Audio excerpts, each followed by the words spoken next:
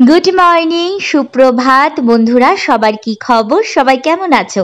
আশা করি ভীষণ ভালো আছো। আর আমার নতুন একটা ব্লগে তোমাদের সবাইকে ওয়েলকাম জানাচ্ছি। আজ অনেক দিন পর আবার শিলিগুড়িতে ফিরলাম। আর এদিকে দেখো আজকে সকালটা কি সুন্দর রোদ ঝলমলে।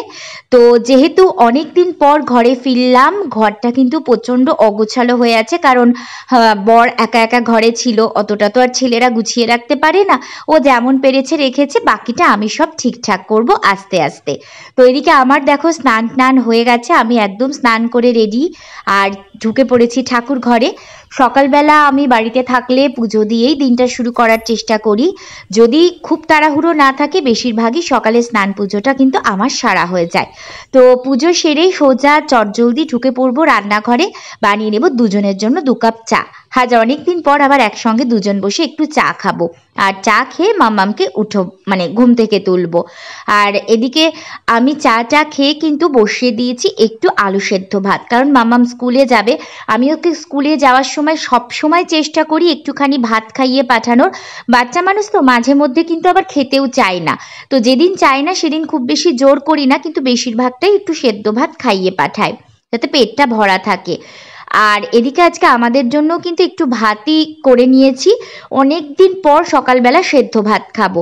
সকালবেলা ভাত খাওয়ার কথা তো এখন ভাবতেই পারি না, কারণ সকালবেলা ভাতটা আবার আমার বড় পছন্দ করে না, আমিও না। আর অনেকদিন বাড়িতে ছিলাম না, সেহেতু কর্তাবাবুরও ঠিকঠাক খাওয়া দাওয়া হয়নি বলে ও বলল যে একটু ভালো মন্দ কিছু করো স্পেশাল। তো ওর জন্য দহি চিকেন আর একটু ফ্রাইড রাইস বানাবো। তো এদিকে দেখো সবজি কাটতে গিয়ে না আমার হাতটা কালকে রাত্রেই যখন ফিরি বাড়িতে এসে, যখন একটু কাটাকাটি করে রান্না করতে গেছিলাম, আমার কেটে গেছিলো। তো হালকা করে দেখালাম, কারণ বেশি তো আবার দেখানো যাবে না কাটা ছেঁড়া। আর একটা কথা তোমাদেরকে বলি, অনেকেই আমাকে বলেছো যে ফেসবুক থেকে কত টাকা পেলে, কত টাকা পাও। প্রথম কথা তো কারোর আর্নিং জানতে চাওয়াটা উচিত না, তবুও অনেকে জানতে চায়। তো কত পেলাম সেটা আমি ডিটেলসে বলতে পারবো না। আর একটা কথা বলি, যারা আমার ইনকাম নিয়ে খুব কিউরিসিটি দেখাচ্ছ, তাদের বলছি ফেসবুকটা কিন্তু আমার পেশা নয়। এখান থেকে টাকা না পেলে আমার সংসার চলবে না বা আমার চলবে না, সেটা কিন্তু একদমই নয়। আমি বড় বড় স্টার সেন্ডারদের পেছনে যদি ছুটতাম, তাহলে হয়তো অনেক বেশি ইমপ্রুভ করতে পারতাম, অনেক বেশি ইনকাম করতে পারতাম। কিন্তু আমি যা করি নিজে পরিশ্রম করে করি, নিজের ডেইলি ব্লগ সবার সঙ্গে শেয়ার করি, তাতে আমি মেন্টাল স্যাটিসফ্যাকশন পাই, আমার ভালো লাগে। আমি আবারও বলছি, তাই আমি এটা করি। আর এই যে বোলটা দেখছো, এই বোলটা কিন্তু আমি যখন মালদাতে মেলায় গেছিলাম, কালী পুজোর মেলায়, তখন ওখান থেকে নিয়েছিলাম। এটা দেখতে ছোট মনে হলেও এটা কিন্তু অনেকটা বড়। এর মধ্যেই আজকে আমি ফ্রাইড রাইসটা রেখেছি। আর এই যে দেখে নাও আমার final menu, fried rice, chicken, onion salad. আর কালকে বর এই ডালটা করেছিল নিজের জন্য, আমার জন্য একটু রেখেছে, আমি টেস্ট করে যাতে বলি কেমন হয়েছে।